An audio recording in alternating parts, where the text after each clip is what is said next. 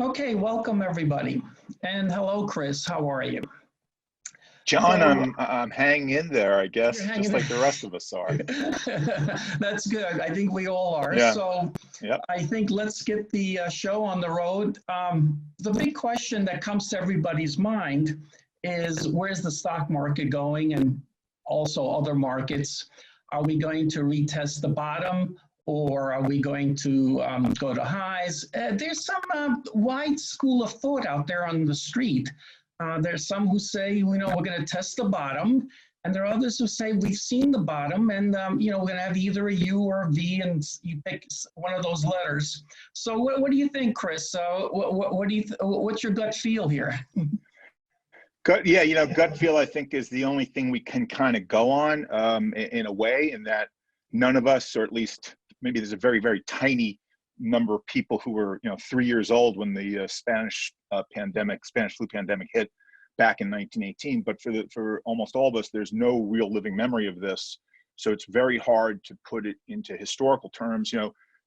People compare it to 2008, but 2008 in a lot of ways was a typical correction. It was a deflation of a debt bubble that had accumulated, especially in the real estate markets.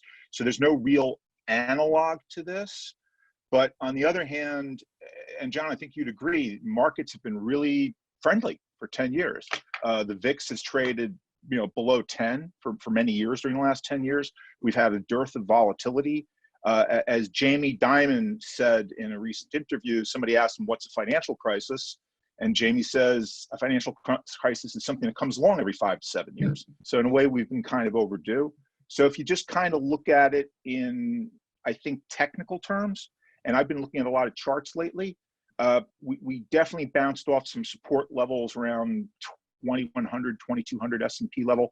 So we're over that right now, of course.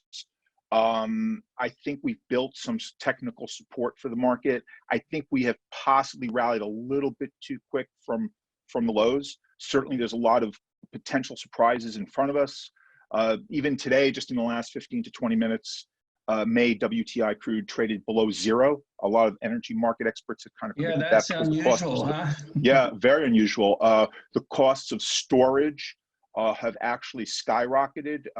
Right. One of my sons has a friend who works for an energy hedge fund, and we were just talking with him this morning, and he said they're making close to $30 million a day on storage facilities, rent. Wow. And it's kind of offsetting some losses they had. Yeah, I saw the tanker rates went from 75,000 a day to 200. I don't know what it's now, but they certainly, people are buying these tankers just to store it, and the tankers go around and round in circles somewhere in the ocean. Yeah, and the thing that apparently, and this was in the journal this morning, but it was reconfirmed by my son's friend, the thing that panicked the market that forced May crude to drop. Remember, May crude, for everybody on the line right now, May crude is just for like delivery about 20 days from now. So here's the thing. If you're gonna buy crude, you gotta put it someplace. And amazing as this sounds, the entire planet is about to run out of storage capacity, which is staggering when you think about it. And we just can't build super tankers and storage facilities overnight.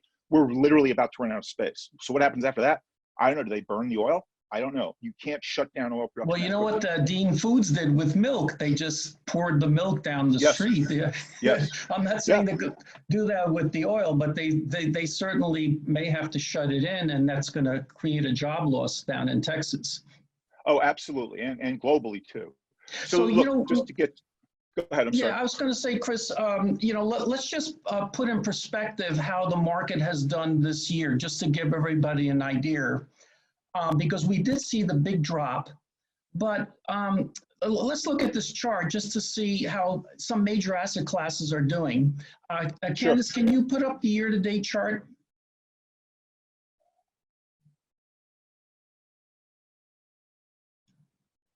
Okay, so this is the year-to-date chart, and let me just move that there. So the green is the U.S. government bond. So that's a blend of 10 and 20 year. So that's the TLT. All of these are kind of ETFs that you can buy. That's up 25% year-to-date because of the long duration on the bond. So you're not getting that from T-bills, certainly. No, and then the red is gold. So gold is up close to 12%. And we'll look at gold later. And then this black line is the NASDAQ 100, the triple Qs. And that's, up about 2%. So I kind of call this the Sunrise Index because these are supposedly the companies of the future. And then we have the S&P down here. That's in the blue, which is down about 11%. And these are not total returns, we would have to add dividends, but you get the idea. Sure. So I guess when we look at this, it's not necessarily the end of the world because, last year was a pretty good year. It kind of leads me to believe that we got a big hit in stocks and the small stocks got hit the most. They were down 30, 35%, if you look at the rest of them. But somebody, let's say, who has a diversified 60-40 portfolio with maybe 5-10% gold, kind of a gilded 60-40 as they call it, they're actually up 5% this year. And if you have a sprinkling of the Sunrise stocks, you're up more. Now, if you're heavy into value, you're probably down. So one thing that I'm kind of confused and puzzled, given all the bad news, all this unemployment and everything, the market is saying, hey, what's the panic? There's not a big loss except in certain areas. I mean, how do you feel on this, Chris? Yeah, I think that addresses kind of some of the guidance that we've given our clients, and I think just some of the fundamentals of the market and where we are right now. I mean, look, again, we've got a lot of unexpected stuff in front of us. It's an open question as to when we reopen. It's an open question as to when a vaccine becomes available. There seems to be actually more progress on a therapeutic treatment than a vaccine, which is unusual for a virus, from what I understand. That's interesting. Yeah. Medical people. Yeah. I'll put it this way, John, because, obviously, as you know, just as well as I can, when you start talking about markets, you can go on and on. I think a year from now, we're above new highs. Okay. I think maybe even towards Q4, we're going to be above new highs. I think that the market, especially, and you just made a very good point, value stocks have continued to get hurt. Small caps have gotten hurt. When I look at our small cap and value managers, they've really taken it on the chin. But when you look at the overall indices, down 12, 13, wherever we are today, that's a correction. That's not a disaster. That's a correction. Right, Certainly, right. we had that huge spike down of about 25%, which, by the way, was the fastest sell-off in market history. That's right. Yeah. The sell-off, it was just like 15 days for the market to drop as much as it took in 200 days back in 2008. So I think, though, the bounce back shows you that there's some fundamental strength. And also the companies that are bouncing back, the market is being discriminate. Amazon, close to all-time highs. Netflix, all-time highs. The market knows what it's doing. Obviously, Netflix is a beneficiary of a lockdown, so is Amazon. Yeah. But fundamentally, you think those companies are going to do well going forward, too. So higher quality tech companies, I think Apple retested $1 trillion in the last few days in terms of market cap. The market, I think, has made a judgment that says we will get out of this. Over the course of time, higher quality companies will benefit. I think we are probably going to see a couple more downdrafts before this thing is completely over, if just on market technicals. But I think a year from now, we're higher than we were, say, mid-February. Well, Chris, I kind of agree with you, and I think your opinion and my opinion are not necessarily the consensus. There's a lot of feeling that there's a new normal. It's going to take years to get out of this hole. Blah, blah, blah. You know what I mean? And, it kind of reminds me of 2008 when I heard the new normal and the end of the world. Yeah. Let me show a chart that kind of supports your thesis, Chris, because I think you made a good point. Candace, can you show the triple Q chart there? The Sunrise stock chart? There it is. Now, this goes back to 2009, and it's as of about, I guess, near noon of today. But notice the triple Qs, and this is an area that most investors have been underweighted during this bull market. A lot of them went into value stocks, and if they did come into this area, it was for a brief time to trade, and then they got whacked with a correction, and then they got out. But look at this, the trend line was never broken. The long-term No, trend line no. was never broken. Nope, nope. Chris, what you said, this Yeah. chart supports exactly what you're telling me, that we may make new highs within a year, if not sooner, right? No.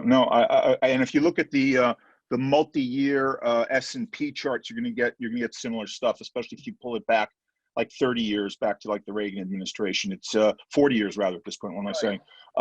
Yeah, no, support has been broken. Yeah, I think technically things look good. And look, I think, John, I think you and I both grew up in this business over the course of time, where charting was a big deal. I don't know if everybody in the audience is going to know that much about technical analysis, but look, sometimes in periods like this, when there's so much information and so many unknowns, looking at the charts, looking at the price action of the market as a whole, I think is the best indicator. And to John's point, and thank you, John, for making kind words about what I was saying earlier, to our point, the charts are supporting a rebound, Chris, and new highs. Let me go into the second question, because you opened the door. And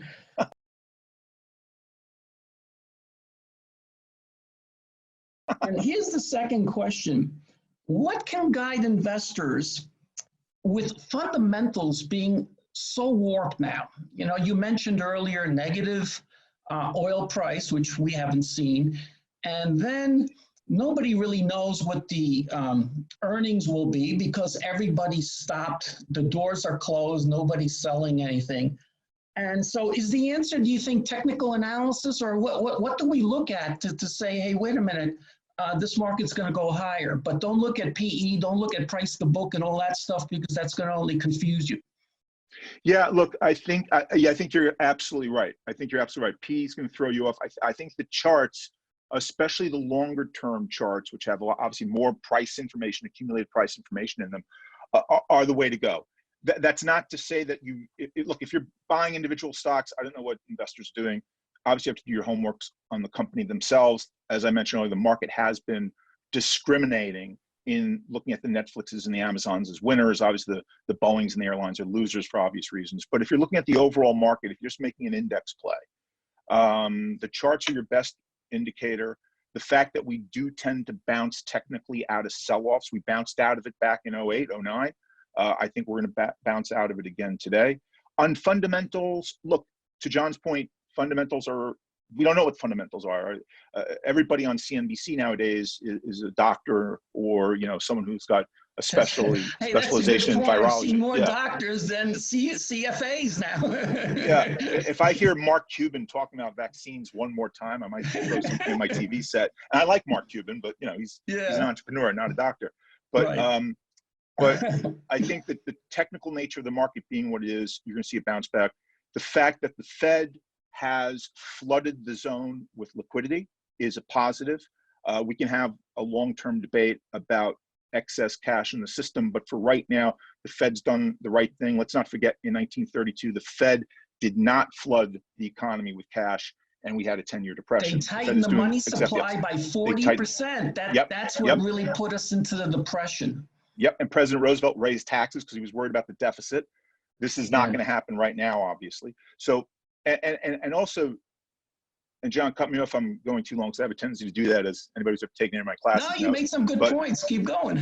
but this thing, what the government is doing on a fiscal basis, and I'm candidly a very small government, free market type of guy.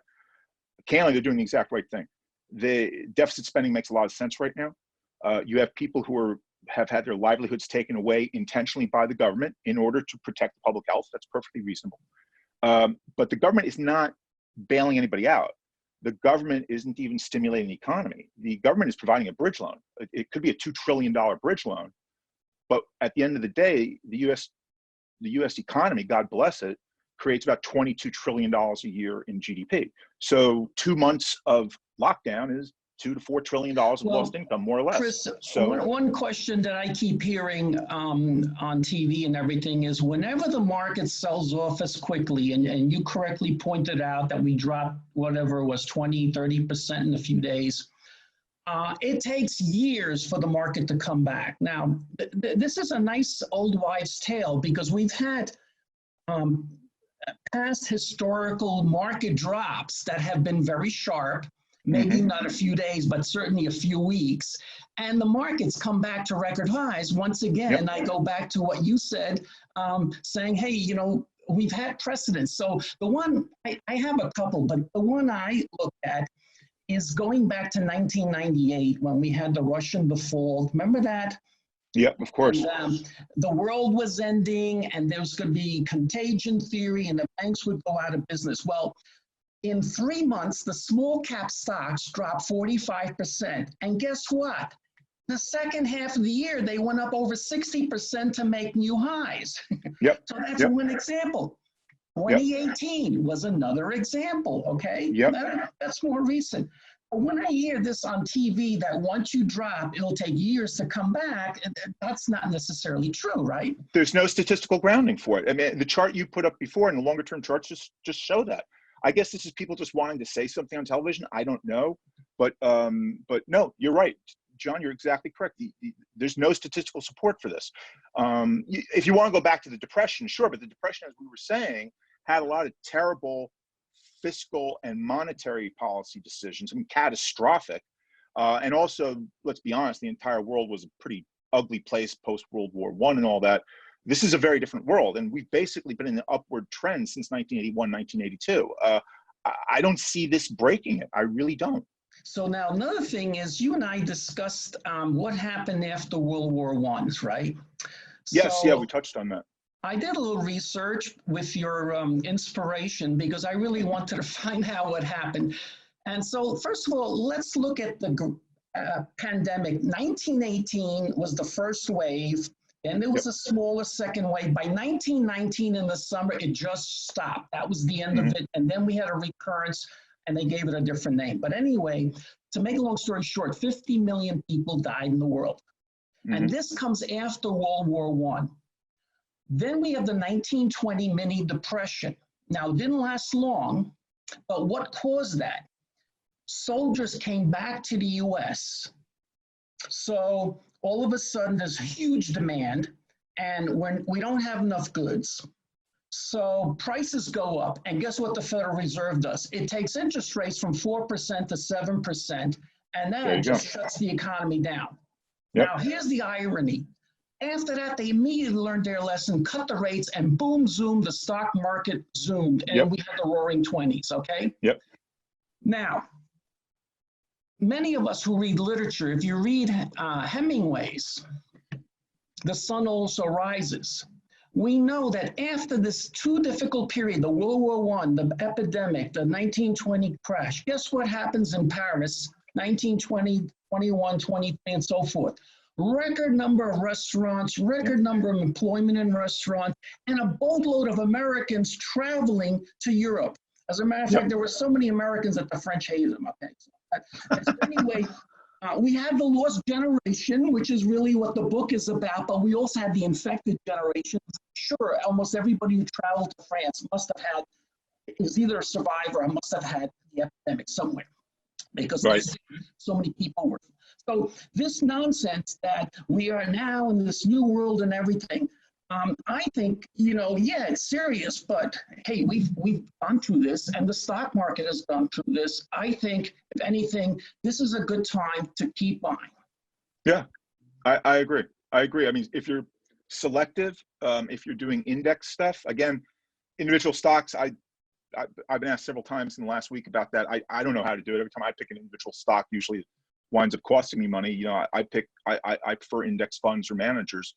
But yeah, I agree with you 100%. I think the only thing I would say is if we're looking intermediate term, 1 year, higher quality US growth stocks, tech stocks, I think are the place to be. But past that, you know, yeah, I mean, why not? I mean, the economy was strong going into this.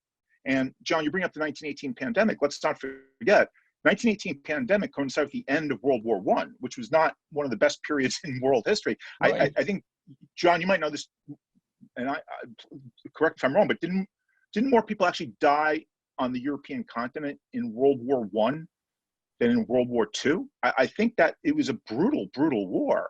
And if I'm not mistaken, that is correct. And the continent was in ruins. Well, one question So always have was how many pandemic, soldiers really died from the pandemic versus the actual war, right, because right, there was a yes, feeling that a yes, lot of the soldiers died from the pandemic more than the war. So yep, again, I'm not a yep, military historian, but either way, it wasn't pleasant yet. right, So let me exactly. ask you, let's And we move lost along. six, please. Yeah, let's move into fixed income.